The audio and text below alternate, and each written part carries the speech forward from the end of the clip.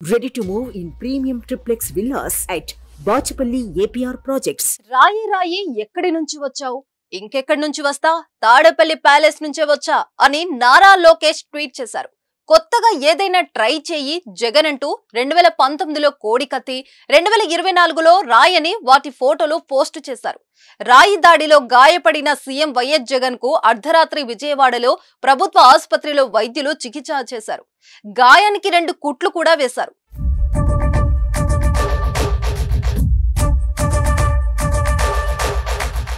ఈ సందర్భంగా కార్యకర్తలను ఉద్దేశించి వైసీపీ కీలక ప్రకటన చేసింది. ఎవరు ఆందోళన చెందొద్దని, దయచేసి అందరూ సంయమనం పాటించాలని ఎక్స్ వేదికగా కోరింది.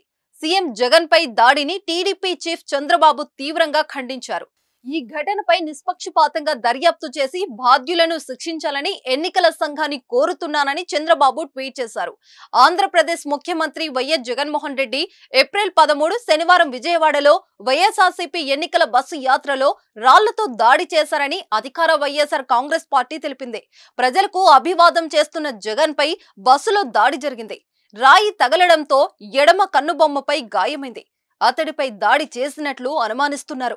ముఖ్యమంత్రి పక్కనే ఉన్న ఎమ్మెల్యే వెల్లంపల్లి ఎడమ కంటికి గాయమైంది అని వైఎస్ఆర్సీపీ పేర్కొంది.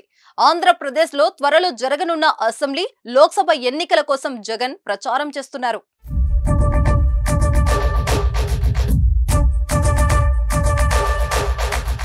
సుమన్ టీవీలో మీ పర్సనల్ అండ్ బిజినెస్ ప్రమోషన్స్ కోసం కింది నెంబర్కి కాంటాక్ట్ చేయండి.